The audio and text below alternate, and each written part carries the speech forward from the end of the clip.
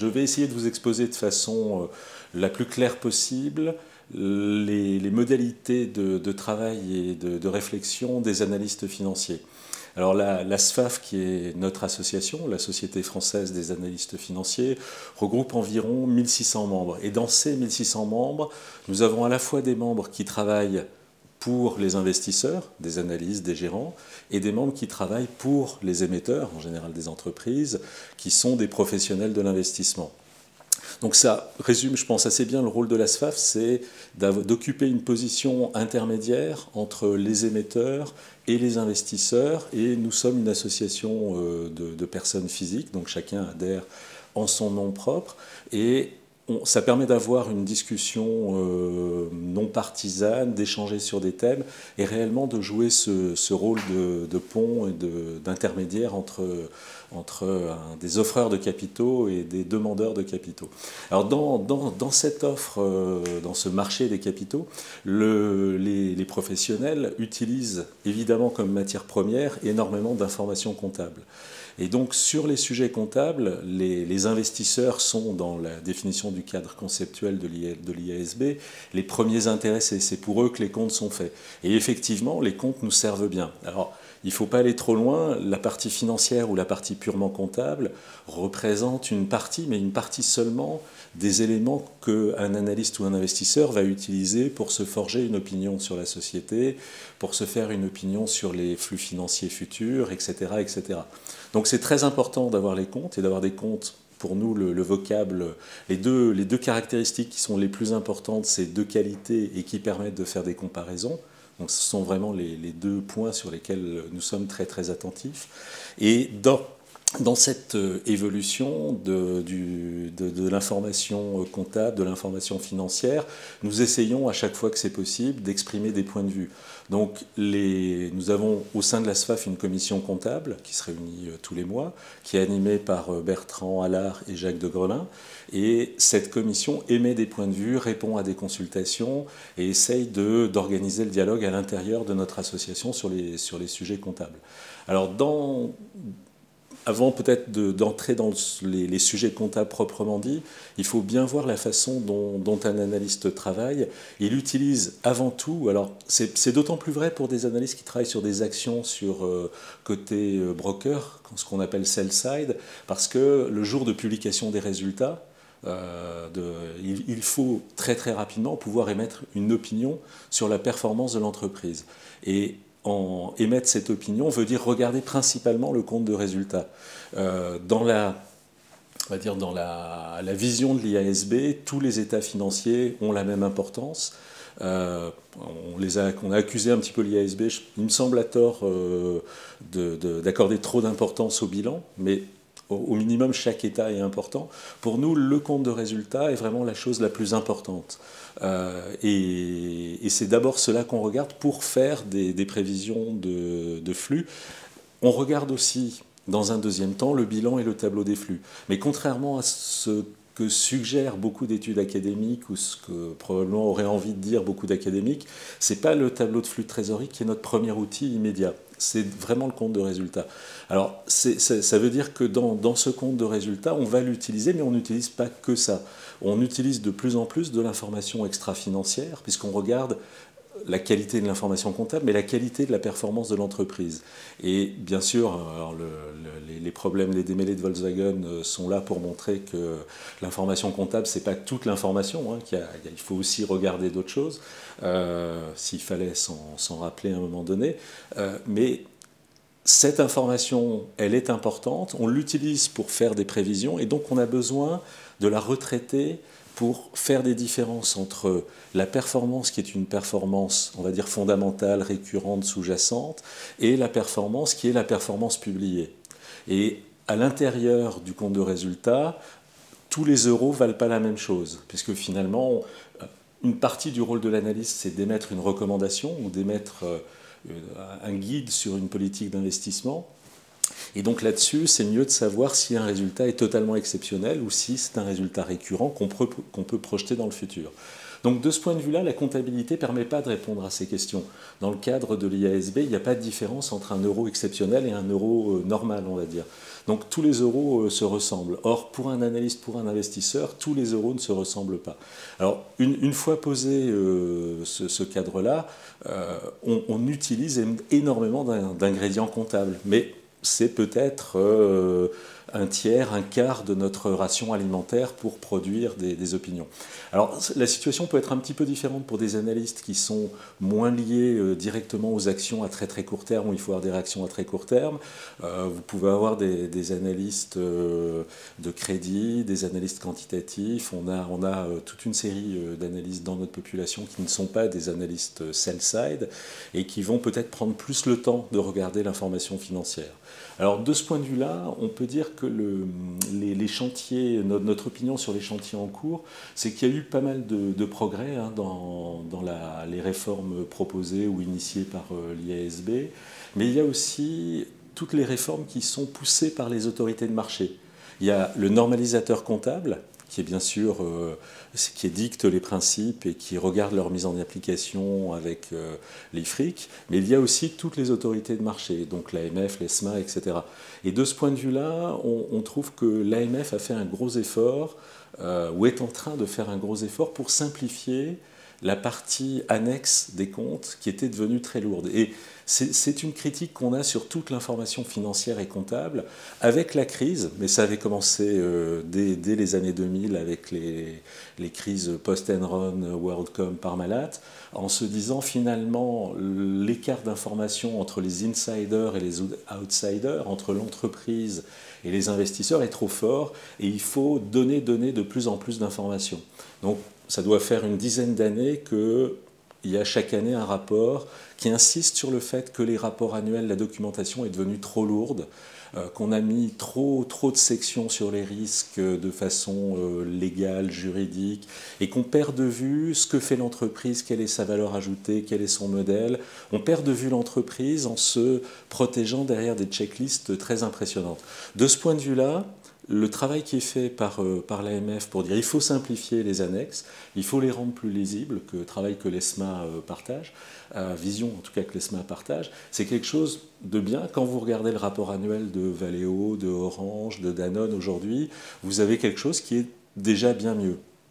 Donc là, il y a un gros progrès et c'est quelque chose qui est pour nous une évolution de bonne qualité. Alors, il y a aussi un travail qu'on a pas mal apprécié, qui est le travail sur les mesures de performance alternatives. Alors, en général, en français, je suis désolé, on dit non-GAAP, ce qui n'est pas très français quand même, mais dans ces mesures de performance alternatives, c'est un travail de IOSCO, de l'AMF, de l'ESMA, c'est éviter qu'une entreprise puisse dire mon indicateur à moi, mon résultat d'exploitation c'est ça, mais j'ai retiré ça, et vous ne le savez pas tout de suite. Pour nous c'est affreux parce que ça veut dire qu'on ne peut pas comparer les résultats d'exploitation de deux sociétés. Et une grosse partie de notre travail, c'est, une fois que l'allocation sectorielle a été faite, de regarder à l'intérieur d'un secteur et de comparer à l'intérieur d'un secteur. Et si une société d'un secteur publie un résultat d'exploitation avant dépenses de marketing et qu'une autre publie après dépenses de marketing, et que ça a le même nom, que ça s'appelle un EBIT, EBITDA, etc., c'est relativement embêtant pour l'investisseur ou l'analyste, notamment à première vue. Alors peut-être qu'après on finit par le voir. Et de ce point de vue-là, il y a un gros travail de cohérence et de comparabilité, de veiller à la comparabilité de l'information. Et tout ce travail qui est fait est un travail qui nous paraît très bien. Alors dans les réformes qui ont été impulsées par l'IASB, on est assez favorable à la norme sur les instruments financiers, IFRS 9, qui va arriver en 2018. On n'est pas très excité à l'idée que les assureurs ne l'utilisent pas avant que la norme d'assurance de 2014, de IFRS 4 soit, j'ai dit 2014, mais soit probablement mise en vigueur en 2020 ou 2021. Mais ce n'est pas très grave. Je pense que on a nos discussions avec les analystes concernés n'ont pas montré de réticence très forte là-dessus. Mais IFRS 9, c'est bien probablement de faire des provisions avec une vision plus prospective. Donc ça c'est bien, plutôt que de regarder dans le rétroviseur. Alors, je sais que la voiture sans chauffeur, sans conducteur est pour demain, mais pour les établissements financiers, c'est mieux de regarder devant que de regarder derrière. Je pense qu'on conduit quand même mieux comme ça. Et donc IFRS 9, c'est plutôt pas mal. On n'est pas très enthousiasmé par la réforme du leasing, de la norme leasing. Remettre tout le leasing, séparer, enfin arrêter la différence entre le leasing financier et le leasing opérationnel, ça part d'un bon sentiment d'enlever des abus manifestes. Probablement, ça aurait pu être traité autrement que par une norme qui vise à tout remettre, parce qu'on se retrouve maintenant face à une distinction entre est-ce que ce contrat met à disposition un actif particulier ou est-ce que ce contrat est du service. Et je pense qu'on répond mal à la question. On était très sceptique dès le début, on a continué à l'être. Le projet, j'imagine, va continuer, va déboucher sur la réforme en cours. Je ne suis pas persuadé que ce soit un très grand progrès. Maintenant, il y a d'autres sujets qui sont dans la boucle des réformes impulsées par l'IASB. Alors on regarde plutôt bien sûr les réformes des comptes IFRS parce que pour une large partie de nos membres, on regarde les sociétés cotées. Bien sûr, on ne regarde pas que les sociétés cotées, mais on regarde d'abord les sociétés cotées. Et puis, l'information qui est donnée sur les sociétés non cotées est très souvent, finalement, inspirée par les principes IFRS. Alors, dans les normes qui sont en cours, on a bien apprécié l'effort que l'IASB a fait pour améliorer la qualité du tableau des flux de trésorerie.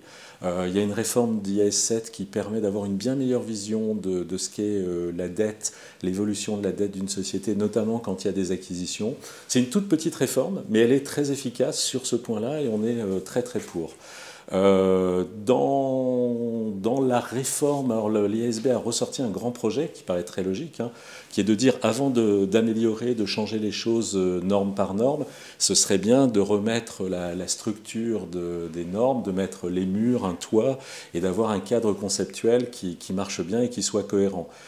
Donc dans cet effort-là, qui est un gros travail, puisque ça fait maintenant plus de 10 ans que l'IASB travaille dessus, l'aspect qui nous intéresse le plus, je crois, alors qui est indirectement traité, mais qui est quand même traité par ce projet, c'est le fait de regarder quelle est la performance, de dire quelle est la performance d'une entreprise.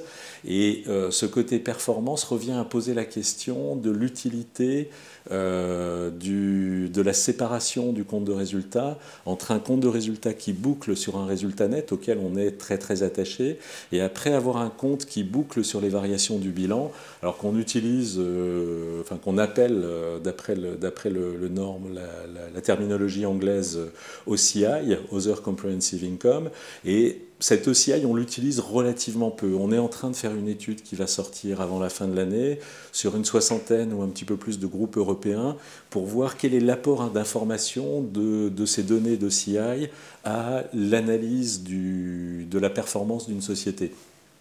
Et on pense qu'aujourd'hui, ce compte OCI, c'est un peu une poubelle dans laquelle on met des choses pas très satisfaisantes. Et il faudrait mieux réfléchir à dans quelle mesure ça participe à la performance ou ça ne participe pas. Alors il y a des cas où c'est très intéressant, des cas bien spécifiques, mais dans beaucoup de cas, ce n'est pas quelque chose qui apporte énormément d'informations. Je pense qu'il faut le faire en contrôle, mais pas forcément beaucoup plus. Donc ça, c'est un sujet qui nous intéresse beaucoup.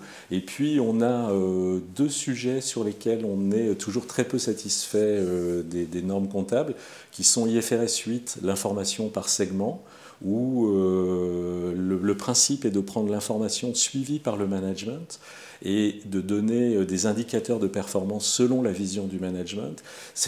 C'est quelque chose qu'on trouve très possible, à condition de refaire le lien avec l'information IFRS, segment par segment. Ce qui est loin d'être fait dans la totalité des cas. On a à peu près un cas sur 4 où la réconciliation est très difficile à faire. Ce qui est pas très bien comme résultat. Et puis on a une deuxième norme sur laquelle on n'est toujours pas très content, qui est IFRS 3. Et sur IFRS 3, qui est la consolidation, on est un peu désespéré par l'information qui est produite. Ça s'éloigne énormément du cash. Il y a la vision très louable de dire quelle est la performance des acquisitions et comment est-ce qu'on mesure par la suite cette performance.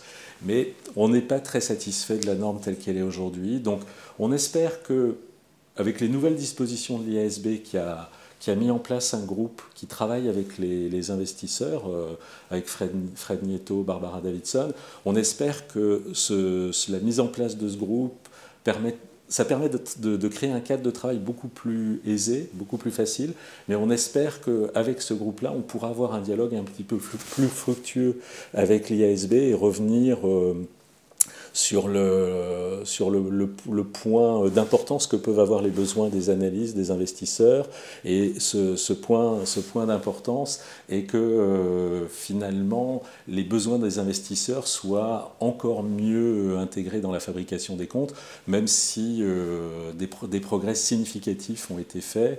De ce point de vue, alors bien sûr on n'est jamais 100% content et on a, comme je l'ai mentionné, des points sur lesquels on aimerait avoir des améliorations.